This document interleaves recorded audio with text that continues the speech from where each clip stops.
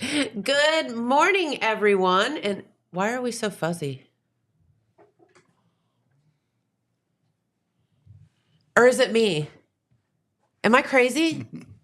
Are we fuzzy? We're fixing the fuzzy. We're fixing the fuzzy. I think Adrian fixed it. Thank you. All right. Good morning, everyone, and welcome to the morning show here on Main Street TV, where, here comes Tanya. Tanya's here right off the rip this morning. Well, I was expecting to hear from him when he got in this morning. Oh, I think she's upset that Rick came here first and not to see her. I'm not upset. Okay. She looks upset, doesn't she? The front She's desk lady freaking said, out. "Come on back. I will take you where you need to go." Hi, So it's so good to see you. good to see Yes. Well, when you're done, if you want to join us on the radio, we'll take you. you. Well, Okay. We'll send you over to see Tanya here in a all little right. bit. Okay. That way she doesn't sulk and get mad. that sounds good. I don't sulk. No, good morning, everyone. Welcome to Main Street TV. Rick Callebs here with us today. Good morning. And we are going to talk about a really fun, cool store that we were talking off the air. All us business owners have lost our minds, and you lost your mind and bought a business. Absolutely. Yeah, and sometimes it's great, and sometimes you've lost your mind. Sometimes you've lost your mind. That's a good way to sum it up. Yes.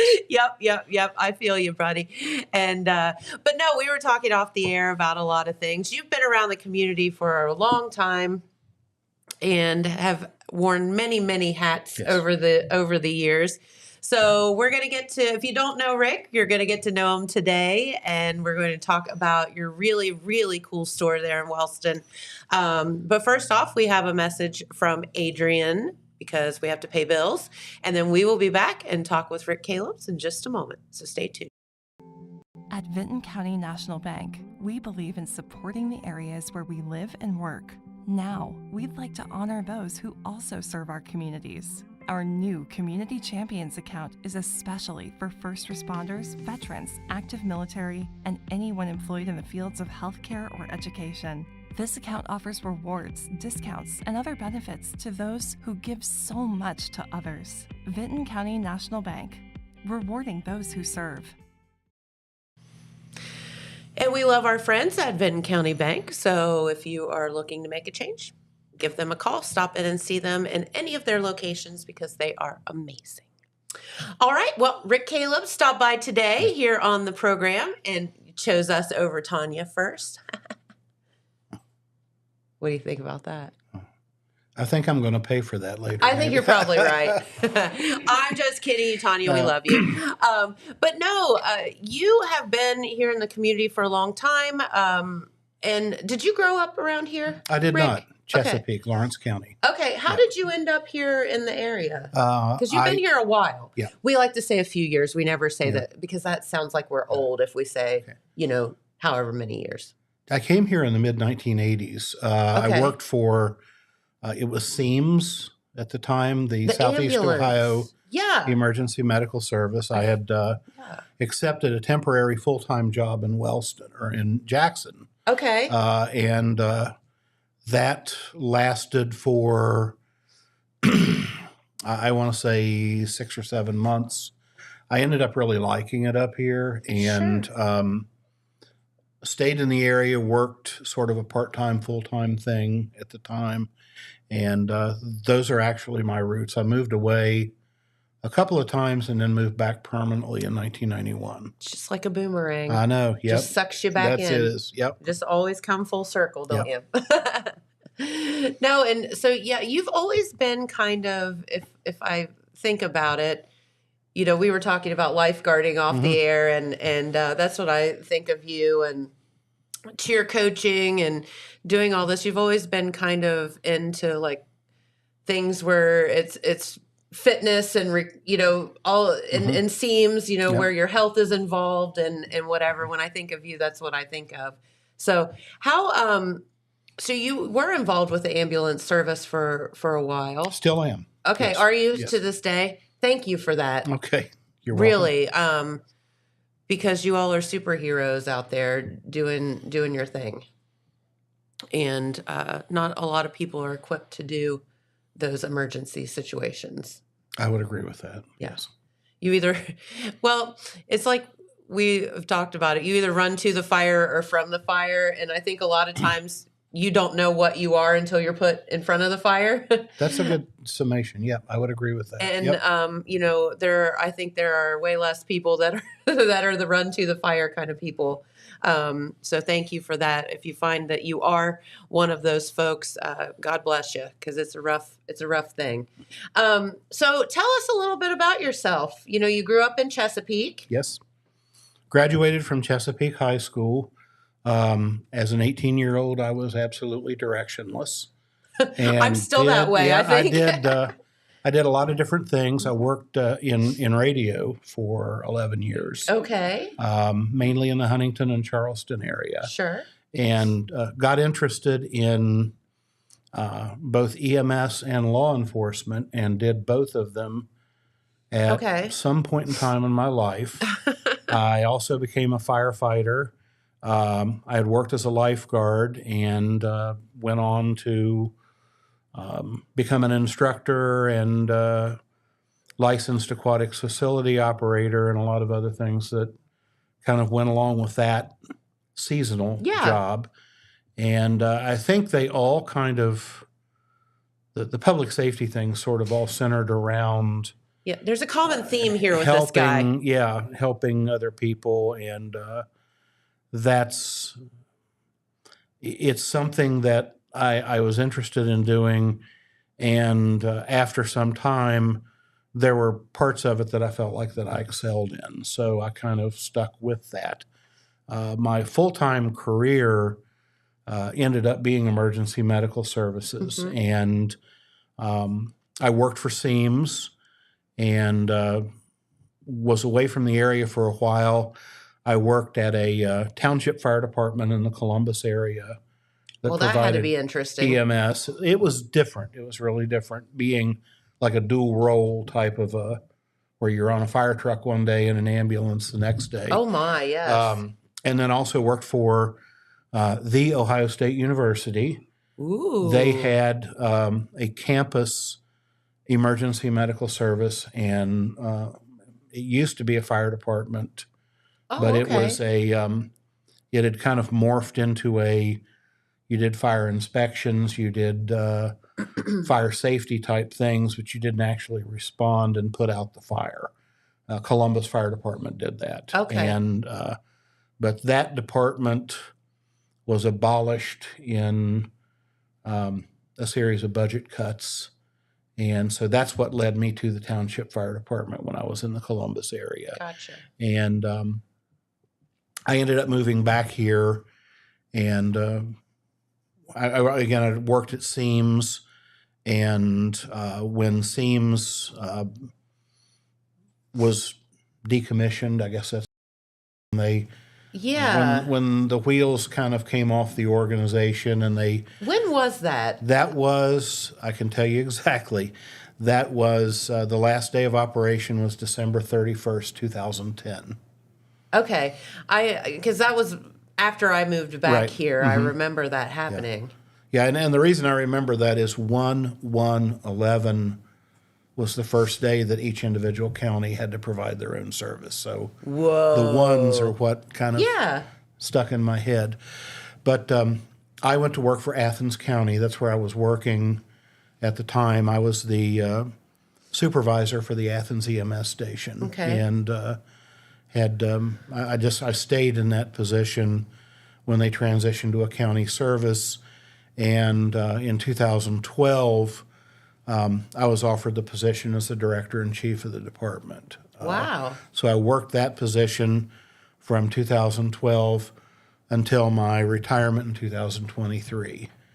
And like a glutton for punishment. I was going to say, he says retirement, and that's funny. Yeah, I like a glutton for punishment, I took the required 90 days off and then came back to work as a part-time paramedic, and that's what I'm still doing. So still involved. Is that over in Athens still? Yes, it's in Athens. It's kind of a good deal for me because they maintain my license, they pay for my continuing education, all the things that I have to do to stay current. And I don't know how long that I want to stay with this, but for right now, I'm healthy, I'm strong, and I still have the interest in doing it. So we'll see where I'm at in 4 or 5 years. I think in knowing you and knowing your background, and it's kind of in your blood to be doing the service stuff. So I think you would be lost if you didn't have that somewhat in your life. Yes. It's just you. And again, thank you for that. How is and we're going to get to the store here in just a second, but I was just thinking about how has being a first responder changed from, say, the 80s to now? How has it changed? It's absolutely the same, but it's absolutely different. Okay. The job has become a lot more technical. There are medications, there are pieces of equipment that we could have only dreamed of 30 or 40 years ago. So that would be for the better, I guess. That's for the better. Yeah. The education requirements have increased substantially. I would argue with anybody that being a paramedic is the equivalent. That's not a fair word, but it's on the same plane as being a registered nurse. Sure. With the amount of education. Now, it's not the same education. I'm not trying to say that a paramedic is a nurse or vice versa, but no, it's the amount of work that you have to put in and the knowledge base that you have to have is I think it's equivalent. As far as negative things, run volume has increased substantially. And at the same time, the powers that be are taking money away from funding the service. It's harder to get insurance reimbursements. It's harder to get Medicare and Medicaid and the private insurance companies. Trying to get EMS billing paid for is a mess. You can charge $500 for an EMS call, and the insurance company says, "Well, we only think that's $100." Here's your nice $40. Here's $140, $150. Now, could you imagine that in any other line of business where you go to Kroger and you buy $300 worth of groceries and you don't pay for it? I think I willy-nilly think that I'm just going to pay you this. But 30 days later, you come back and say, "I ate those groceries and I only thought that was $130 worth of good, even though you wanted to charge me $300. And by the way, I'm back to shop again today." Yes. So that's how EMS works as far as billing. The public, and I think this is just across the board, it feels this way. It's less appreciative. Okay. More demanding. We go on an EMS call now, and instead of the neighbor coming over and asking if they can help, they show up with iPhones and they want to record you taking someone out of the house. And that's weird. It is. It's we're all about getting clicks and seeing if you can see us doing something wrong and make an issue out of it. The last thing I would do is pick up my phone. The first thing I would think of is, can I help? Yeah. What can I do? It's certainly not everybody, but that's the violence against healthcare workers in general. Yeah. And that's in the hospital. That's it's rough. Paramedic. It's the social issues that EMS has to deal with. Sure. With everything from homelessness to drug abuse to the just the whole mental health situation in this country now. It's broken. It is. Big time broken. Beyond broken. There's a lot of things that led to it, and there's a lot of things that are going to have to happen to fix it, but you still have the troops out there on the front line trying to navigate this. And this is for everything. This is police, this is law enforcement, this is the court system, this is the hospitals, the doctors, the nurses. We're all trying to, I feel sometimes, just keep your head above water and do the best you can. In life, I've always been one of those people that we should live life proactively and not reactively. Mm-hmm. But it gets to the point in what you do where you're just trying to tread water and live reactively, and that's not what anybody wants to do. And I get that. Why are the calls more? I don't have an absolute answer on that. I think that there's just a change in expectations. Okay. We get lift assist calls. Can you go over and check on my mom or my dad? I'm in another state. I'm busy. I can't. I'm at work. I can't leave. And that's something that we never used to do. I got you. We have a lot of mental health transports we do now. Mm-hmm. Somebody's not doing well. They have to go to the hospital and be checked by a doctor before mental health can deal with them to make sure there's not also a medical situation. A lot of those calls literally could be handled by a civilian with a dependable car and a cell phone. They just need a ride. Yeah.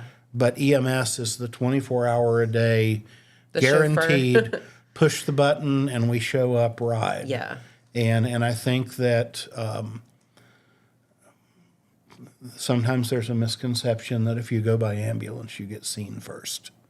I think and that's not the case. That's every hospital emergency department that I've ever dealt with triages people. Mm-hmm. And you can, if your injury or your illness is minor and they're busy, you're going to be in the waiting room. Sure. And that's as it should be.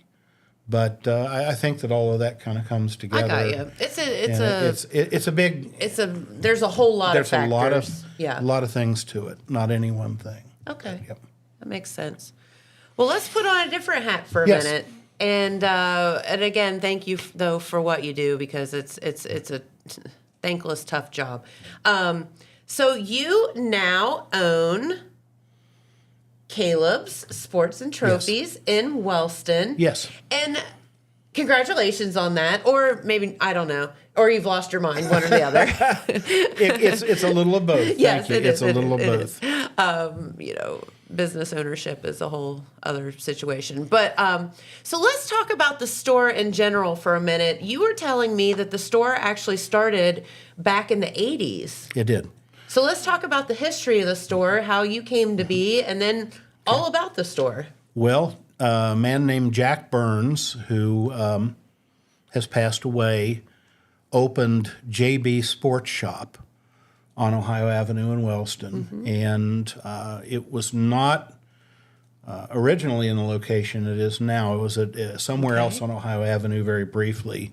But he moved into 7 South Ohio Avenue, Wellston, the building that we are still in 1986. So this year is 40 years of that location being congratulations. a sportswear, custom T-shirt, Letterman jacket type of a business location. So Jack was there through around 2001, and Gary and Kathy Sparrow purchased the business from Jack. Okay. And changed the name to Brodigans. And a lot of people still know us as Brodigans, or where Brodigans used to be. Where did the name come from? The name, a lot of people thought that was his last name. It is not. Yeah. Sparrow is his last name. I assume that's what it was. He has 2 sons, Brody and Brogan. And so the name of the business was a mishmash of his 2 sons' names. Wow, he was doing that before the media did. Yeah, that's it. So, but Gary ran the business through 2023, and he had been a Kenworth employee as a young man, and was, like everybody that works at Kenworth, was laid off, and he had a young family, and so he purchased the business from Jack Burns. Sure. And he worked there, and 20-some years later got called back. To Kenworth. And was offered a deal that he couldn't refuse. I guess the union contract had given him, certain seniority and benefits and everything. Isn't that wild? Consummate with his original hire date, and he was trying to run the store and work at Kenworth full time for several months, and that was it was killing him. Yeah. And so he had the business up for sale. And my wife came home and she said, "We have got to go down there and talk to him." She said, "I would love to own that business for when I retire." And to that you said, have you bumped your head? Well, we had always liked Gary, and we'd purchased a number of things from his store over the years. You've been customers with yes, your kids. Absolutely, yeah. yes. And I was aware that the business had a great reputation and that it was sort of the go-to place. I didn't know a lot about it, but we went down there and talked and talked to the bank and looked at books and everything that you're supposed to do. And we came to a purchase price agreement. And so we took over the business. It was actually February the 8th, 2024. If I ever need to remember a date, I'm going to call you about it. You're good at that. I am. And our grand opening was March the 18th of 2024. So we took about a month to go in there and get a handle on what we had. And Gary and his wife were extremely helpful. They after the sale, they made sure that we understood how to work everything and where things were at. And he's still just a phone call away if we have any questions. That's awesome. They were amazing people to know and to do business with. But we changed the name because I knew that we were going to have to make some changes. There were going to be some differences in times going change. forward. You have to keep up with that, right? And Gary and I talked about that, about what worked well, what didn't work well. Yeah. And so we had a little bit of a handle, at least on his perspective. So that's where we are. Well, very good. And so as far as the store goes, what are the things that you have to offer the community? And while the store is in Wellston, you don't just serve the Wellston community. You serve multi-counties. We have an ongoing agreement with a youth recreation program in Peebles.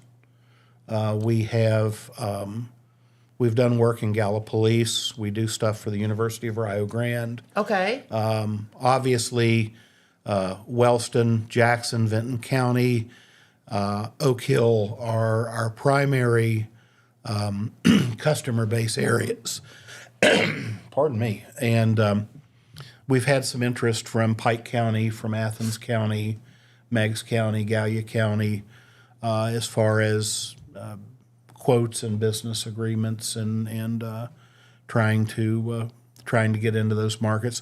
We do have a toll-free number that people can call from anywhere in the United States if they want to have a question about anything or place an order. I mean, I know that's not as big of a deal now with cell phones as it used to be, where you had to pay a long-distance charge. But, there still are people that use landlines, especially businesses. So we wanted to make sure we were as accessible as we can be. We're in the process of building out a website that eventually will allow us to sell online, take credit cards online. That's a huge project moving forward that we have to accomplish. So I don't know how you will do that, because what you do is so detail oriented and it is. So there's so many different moving parts and factors to what you do. Boy, that would be a challenge. Very well said. I don't know that we would offer everything on there. I think what we're looking at is some of the T-shirts that we set up for the schools. It's like we're getting ready for baseball and softball, so we might make those available online. The sweatshirts, the ball caps, the things that are basically already done. The fan stuff. Yeah, and I get it.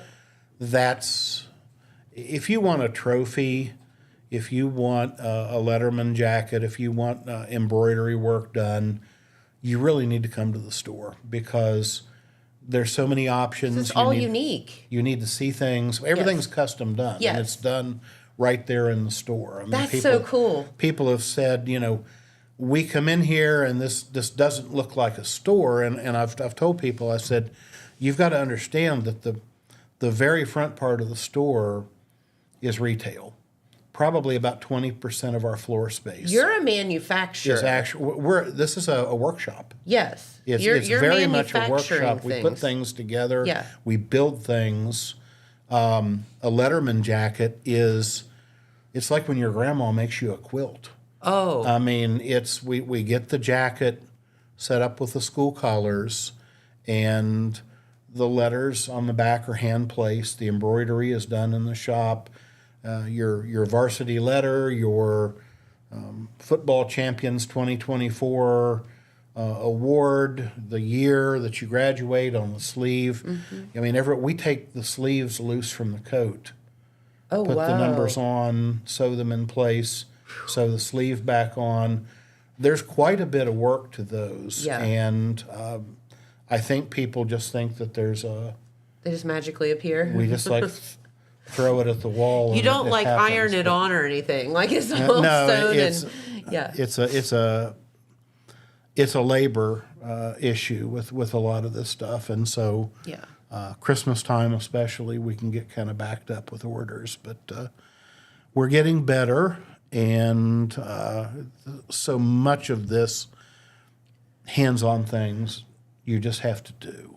Sure. You just have to get in there and roll up your sleeves. We've replaced jackets, we've replaced T-shirts where we messed them up, and then we're not going to make it look ugly, and Sure. but we want it to go out the door perfect, and that's been a part of our learning curve. You just have to get in there and do it, but there's a lot to it. It's Oh, yes. surprisingly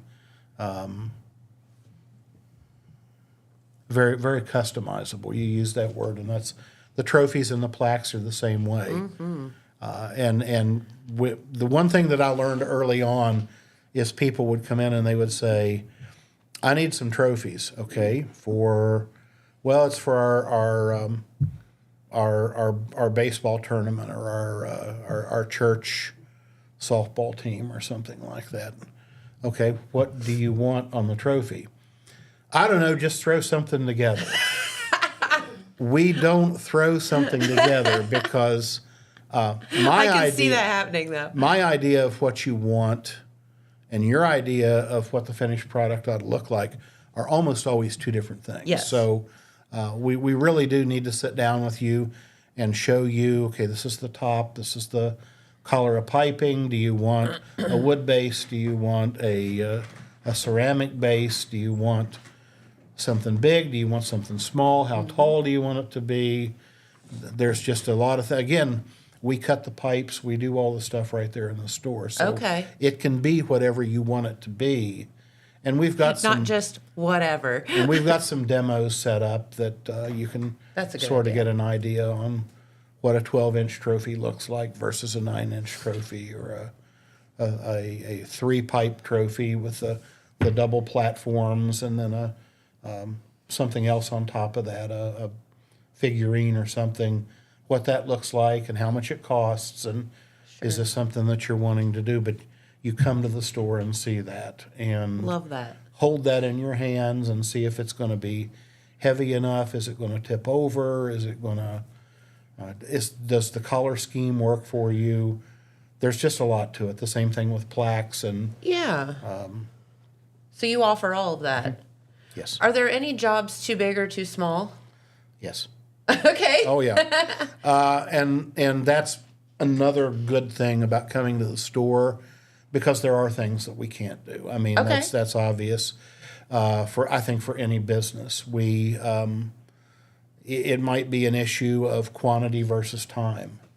I need 700 of these by Saturday, and we don't have 700 of what you're wanting even in the store. So Sure. it would have to be ordered, and that there's a time. It's not our times are not going to match up. It would just really depend on what it is. We've had some requests for products that a sporting goods store just wouldn't carry. Okay. Leather jackets and like the motorcycle club Okay. things that go on the back of them.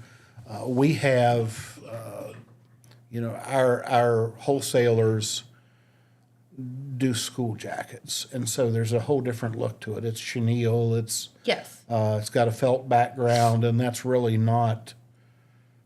It doesn't look right on a No. motorcycle club No, type. So we would That's a little tell too somebody athletic. that's really not something, and we would try to find somebody that can Yeah. take care of that. We had somebody come in a couple of weeks ago that wanted to know if we could print business calendars for them, and we can order those, but we don't actually do them Okay. in the store. But that's they opted to just continue to shop and Sure. find something. That's not your specialty. It isn't. We're connected with a company called Vista Print that a lot of people are familiar with. But honestly, you can go online. So say you just do it yourself. Yeah, and Or you can come here to Zip. that's true. That's true. We happen to have one of those print shops right behind this Yep. wall. So Yeah, no, that's awesome. And yeah, I mean, you can't be everything to everybody, No, right? you can't. You You cannot. are what you are. And I think that's amazing, though. You do offer quite a bit of stuff. So what's your, for lack of better words, bread and butter? What are the things that people come to you the most for? trophies and plaques are a big seller. Okay. We're one of the few local trophy shops, local plaque shops that are still around. Gotcha. Can you do like medals, like, you see people like for 5Ks and things like that? Do you do like the medals? And We do. Okay. So that's something you can do Yeah, also. that's a part of plaques and awards. Okay. We've done some beautiful office awards. The piano wood style clocks that have the personal engraving plates in them. Oh, yes. The desk plates with the pins. Award plaques for businesses, for employee recognition. We do all of that. Sports awards, obviously. Trying to think if there's anything else. We've done trophies. Would be a big one. Oh, Again, yeah, we're especially one of around the fairs and the car shows Yeah. and all that stuff. Again, we're one of the few people in the area that still do that. You know what, though? I love that because, you can order anything online, right? Like, Yes. you can find a place to go and order stuff online. It may be cheaper. I don't know. Maybe not. But you can't go into that online store and put that trophy in your hand and, like you said, see exactly what those colors look like and how they mesh well together and the toppers and see all, and hold it and feel what it feels like. Right. That's where your local stores come in. You don't get the guidance, and this is what I tell people about online shopping. You can absolutely find anything you want online. I mean, it doesn't matter. It's a game changer for our business. It's difficult to compete if money is the only thing that matters. It's difficult to compete with a computerized business that has a warehouse Sure. attached to their 24-hour Right. online ordering system that they paid $50,000 to have custom designed for them. We cannot compete with that. But here's the thing. You're going to have to do it yourself. Yes. You're going to have to log in. You're going to have to pick every part of your trophy, your plaque, your shirt, whatever it is. Choose your fonts, choose the size of things, and then you're going to have to swipe your credit card. And they've got your money at that point. And there's probably a disclaimer somewhere in there that if you don't like what you get, it's on you. It's called because Tough Tootie. You approved it, and Yep. there's another thing that goes along with this too. We hear a lot of people talk about, I wish that we had the thriving downtown in Wellston that we had 40 years ago. I wish that small town businesses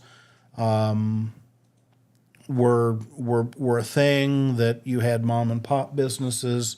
There's something nostalgic about it. There's something that is heartwarming about that. For sure. But you won't have that unless you support local businesses. They're not compatible. You can't want a vibrant downtown and buy everything online. You can't. It's just...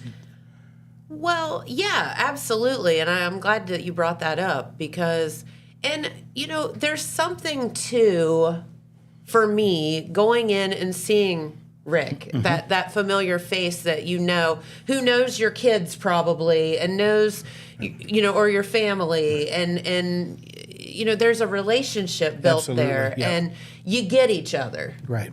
And there's something to that. Like, hey, Rick, I have an idea. Blah, blah, blah. What do you think? Can we make that happen? Yes. And, you know, have that conversation. You don't have that conversation with a computer.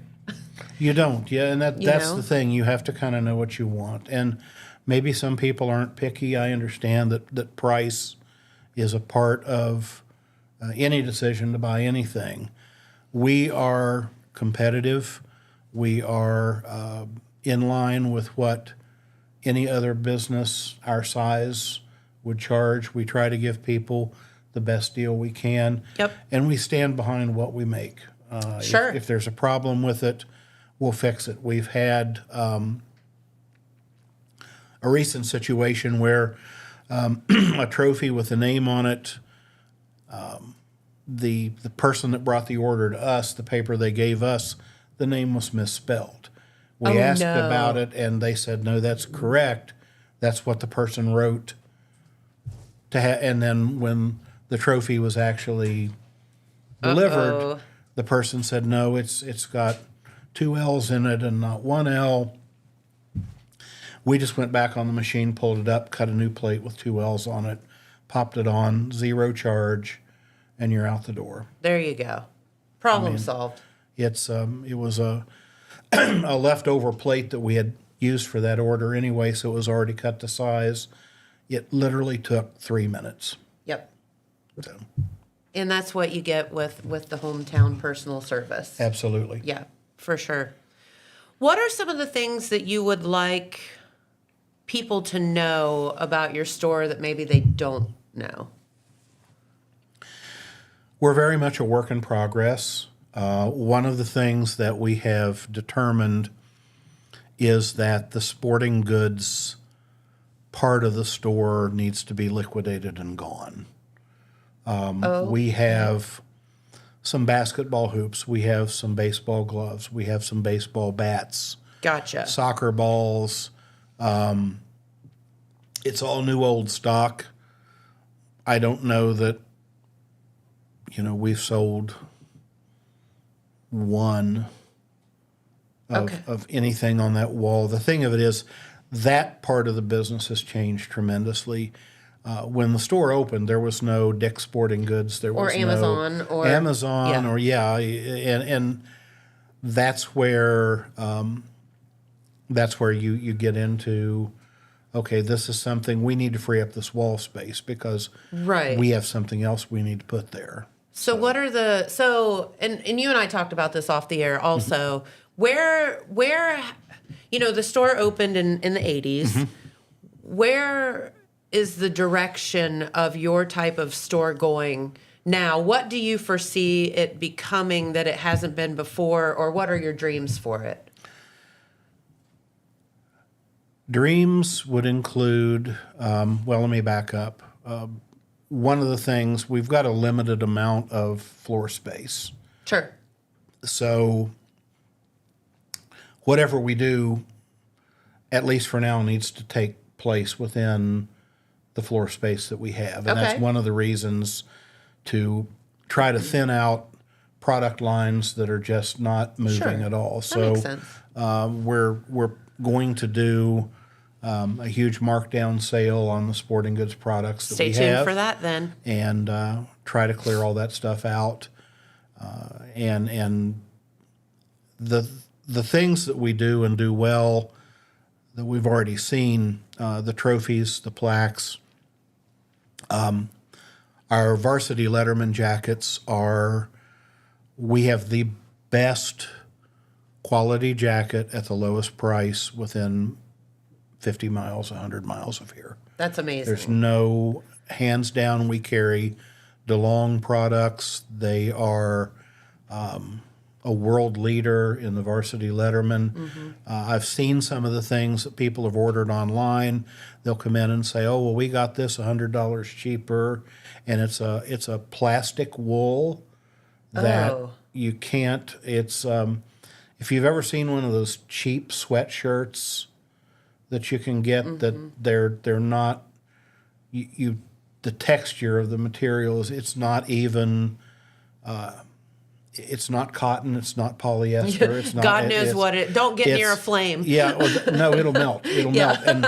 And we've had that. People have tried to sew a patch on, and they can't get it on. They'll bring it to us and see if we can sew it on. And we're looking at. We've got to add backing to it. We've got to. So you get what you pay for, right? Yeah. So the varsity Letterman products are huge sellers, and we have. Boys and girls for Wellston, boys and girls for Jackson, boys and girls for Vinton County, and we are expanding now into Oak Hill. We are looking at Alexander, Eastern Pike, Beaver. Love that. And we've had some calls about Waverly and about Logan carrying the products in store. So you're doing there. something right. They're big sellers. People have been very happy with them, and we try to make every jacket what the kid wants. So we have a layaway program. So that's helpful. They're expensive. You're not going to get that online either. The average Letterman jacket, if you have vinyl sleeves, you're looking at about $260 to $280, and if you do one with leather sleeves, it's $330 to $350, and I'm being general about the price range on there because the base price has the letters on the back, it has the sleeves that you choose, and we do the varsity letter on the front if you've got that, and we sew your name across the pocket. That's the base price. Sure. But if you have other things that you want put on there, some people want. Basketball, wrestling, football, whatever on the back of the coat. There's a small charge for the additional lettering that has to go on there. So that's kind of a rough price range. But for $75, you come in, you try on your coat, and if you find one that fits, that's what you want. We literally pull that off the shelf and take a clothespin and put a little card on there with your name on it. And awesome. we set it aside. So you can come in and make payments. There's no interest. There's no any extra fees for doing that. That's helpful. But once it's paid off, that's a big expenditure for people. Yes, it is. And I firmly believe that every kid that wants a Letterman jacket should be able to have one. And so that has been a really popular option, just to be able to pay for it over time. Now, we can't put anything on it until it's paid off, because once a needle goes into that coat, it's a used product. That makes sense. And so, it's like, driving the new car off the lot. You can't drive it for 30 days and then sell it as a new car. So that's been something that we're going to work on. Our trophies and our plaques are extremely popular.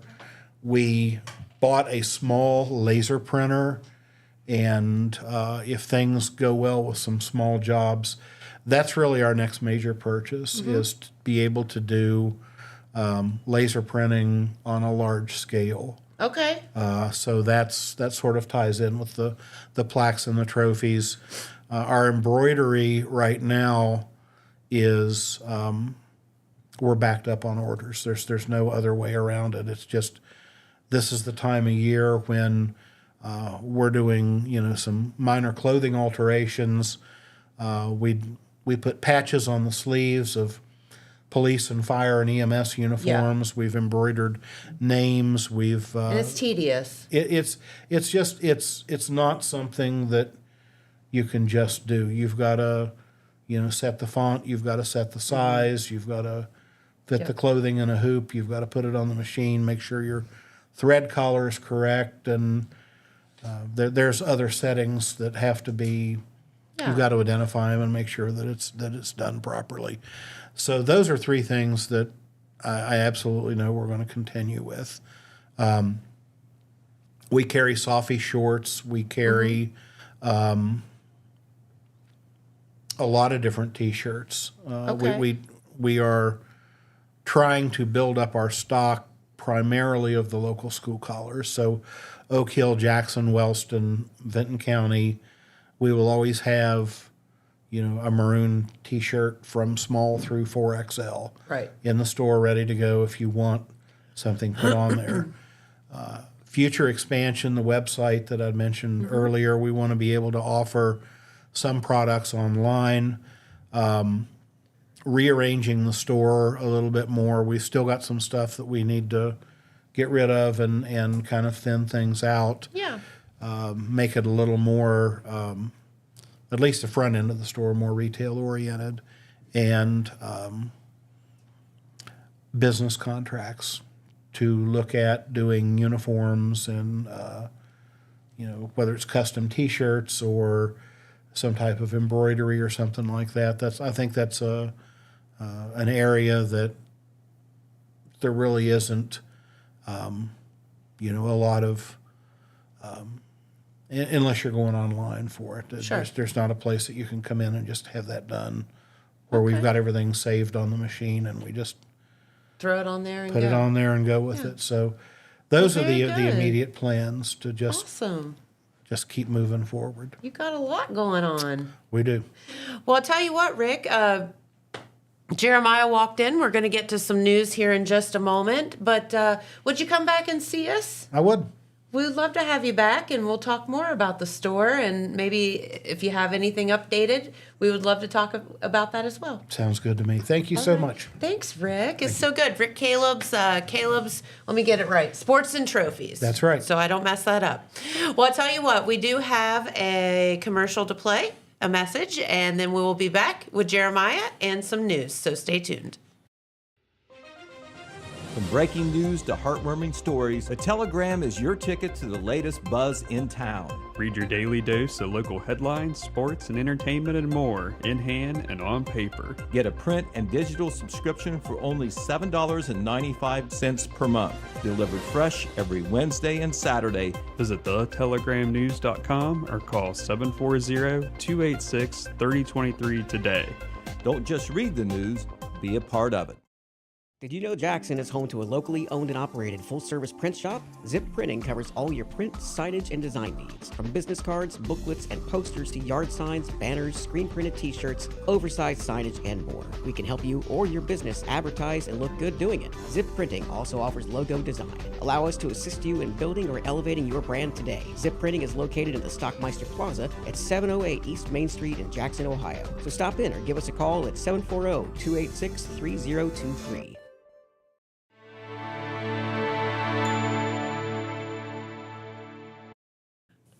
All right, and we are back with Jeremiah, and you do have some news to go over. So what's going on today? Yeah, so Pete's out this morning, so he left me some items on my desk, and luckily it's all stuff that I've written, so I should be familiar with it. There you go. Right? That works out. So the first thing he left me, and we do have a photo for this, Wellston Mayor Anthony Brenner, at the last council meeting I was at, which was at the end of January, he recapped 2025 and kind of the road ahead through a state of the city speech. Okay. And here's a photo I captured at that council meeting. That was on January 15th. And you can see Mr. Brenner there on the far right addressing council, and seated next to him there, that is Service Director David Walton. And they are going through 2025. And I was going to go through this and just kind of give you some of the highlights from 2025, like Sure. he did for us and the council here. Let me see here. He got into the first thing he got into was code enforcement. Yes. Which, as we know, Ryan Pelletier kind of oversees that. And he said the big takeaway from that is 9 new homes were established in the city in 2025. 9 new homes? 9 new homes Oh, cool. were established in the city. That's So nice. I thought that was interesting. He did say that part of that effort was, they've been out. The city themselves have gone out and have demolished some, blight homes. And he knows of at least 2 of those 9 that were built on properties where the city had cleared the land. So, Okay, that's awesome. yeah, kind of That's really good. moving forward there. And he said during the course of the year, the Code Enforcement Department, they had handled 35 complaints. They received 35 complaints during the course of the year. And, Ryan always talks about the mowing. They did 49 properties and had to condemn 3 properties. There were 195 rentals registered in the city, and there were 52 contractors registered, 55 permit applications approved, and they held 3 zoning meetings during the course of 2025. Okay. So that's a little bit on the code enforcement. And I see up here on the corner, it's talking about Parks and Rec. That looks like Wellston's logo. He talked a little bit about, that's a new thing for the city. They kind of took that over from Make Wellston Beautiful. Yes. And they now have the Parks and Recreation Department. And he went over that through this as well. And said, we've probably made 100 mistakes this year, but it's on a path forward. And it was noted that there were 4 baseball tournaments held during 2025. And there were 134 youth players involved in basketball this year. It says a total of 12 high school girls attended camps. There were 94 kids involved in a basketball trip where they got to go to a high university and got to do like a tour and stuff. That's super So that was cool. pretty cool. That was something that the rec department was able to put together. They had 64 players involved in fall soccer. There were 22 players involved in pickleball, which they got those new pickleball courts there on the south side. Very cool. 46 players involved in fall volleyball. I might have already said that. Did I already say that? I don't think so. No, I said soccer. Yeah. Volleyball. 46 in basketball. Okay, and then 31 players involved in an adult co-ed volleyball. And then it was noted that the adult winter volleyball program has resulted in a $1,500 profit. Nice. And the big thing for this year, if you haven't heard, is the Gusmacher. Yes. Yeah, 3-on-3 basketball tournament. Huge. And that signups for that are underway. I think it's $180 to register a team of 4. And that's being played in August. It'll be a 2-day thing, I believe. And so that's the big thing for this year. In addition to, they've announced there's several baseball tournaments that have been set for 2026 too. I guess that's really popular. Yeah. When They you have drive great by. facilities for Yeah, that. they do. Very nice facilities down there. He talked about the street department, the water and sewer department, meter department, garage department, and the infrastructure department as well. And he said this is a big number because they're shoveling this by hand. Okay, 277 tons of asphalt is what they did in 2025. Oh my gosh. And it was by hand in the street department. Ugh. And he said 95% of that was probably some kind of pothole repair throughout the city. And with all that snow that we've had, they're going to Yeah. start right Oh my again, right gosh. over again. No, Yep. I've just being out and about, like when we take little weekend trips and stuff, you got to swerve the It's potholes after all the snow we've had. so bad. Other notable work in the street department, there was 90 tons of stone that was added to city alleyways. He said they do that each year, and they kind of alternate, like go around and try to get all of them every year. And then They also did 10,000 gallons of Duro Patch, which is like a pavement repair process. And they also restored some existing manholes as well. And then, good. No. Oh, and then the water and sewer department, which he says is arguably the worst job because, the water breaks are endless there in the city, Yes, and they are. it's year round. I mean, It it never doesn't matter ends. if it's warm, it doesn't matter if it's Yeah. cold, and it's a never ending job. And he said that crews replaced 118 water leaks in 2025, and they repaired over 101 yards of afterline repairs. Okay. And then they also repaired 118 sewer plugs with the vac truck that they have. And then they also did 6 new water taps, 18 new sewer taps were installed. And they also did 2 shutoff valves to sewer service lines. And then in the meter department, the crews performed, it was a little over 1,500 utility locations, like where they're doing the checks. And then they completed 2,181 work orders and replaced 40 water meters during the course of 2025. And the garbage department, now in Wellston, they, some places they shop that out, but in Wellston, they've got it down to where their garbage department is making money. Okay. Okay. We like that. Yeah, no, it's good. And this to me was a really big number on. So he gave numbers on like how much trash was collected over the course of 2025, and I had to ask Surrey, I'm like, how many pounds is that? Sure.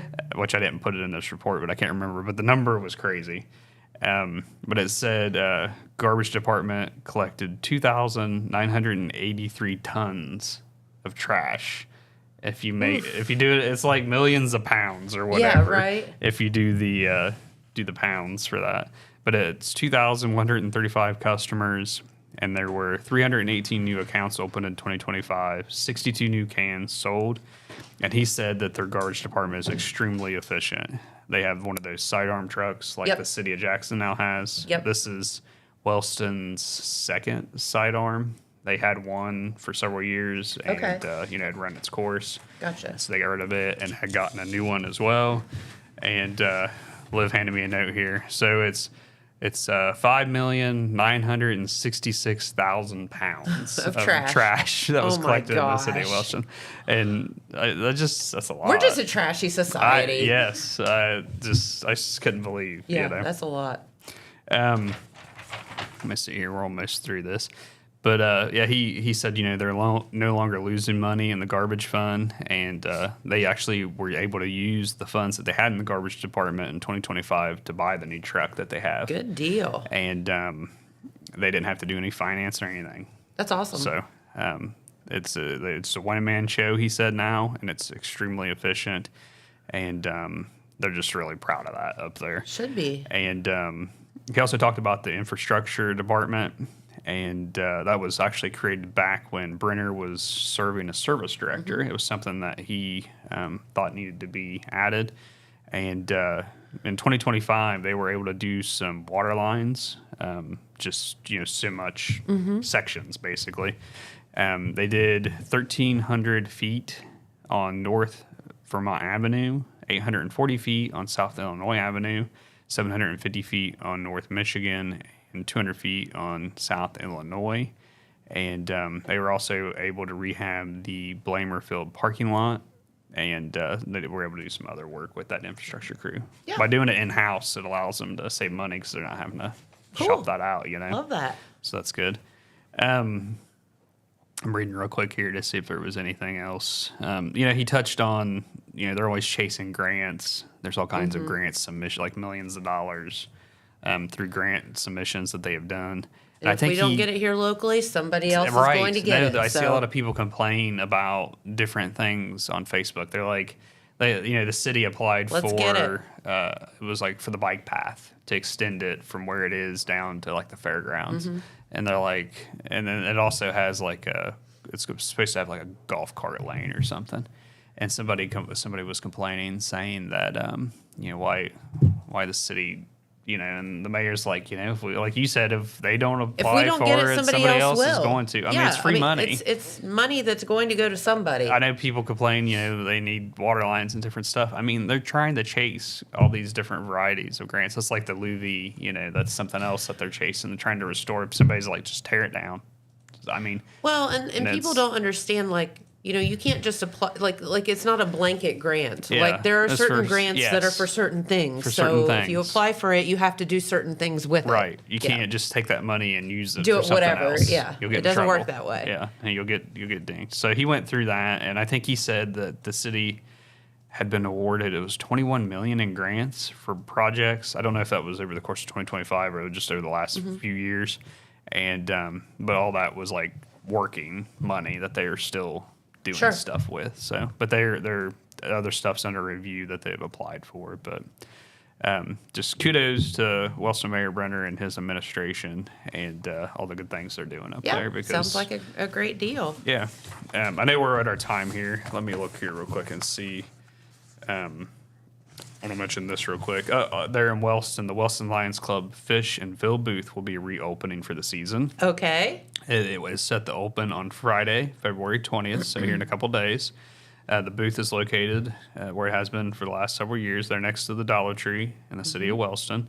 It'll be open on Fridays from 5 p.m. to 7 p.m. and Saturdays from 11 a.m. to 1 p.m.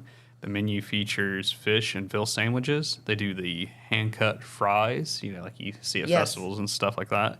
And they also have gym beverages available for purchase. There you go. And whenever you go and buy stuff from this club, they take that money and use it back in the community. So they're a big supporter of the community. And just want to mention that is going to be reopening for the season because I guess it's been closed during the winter months here.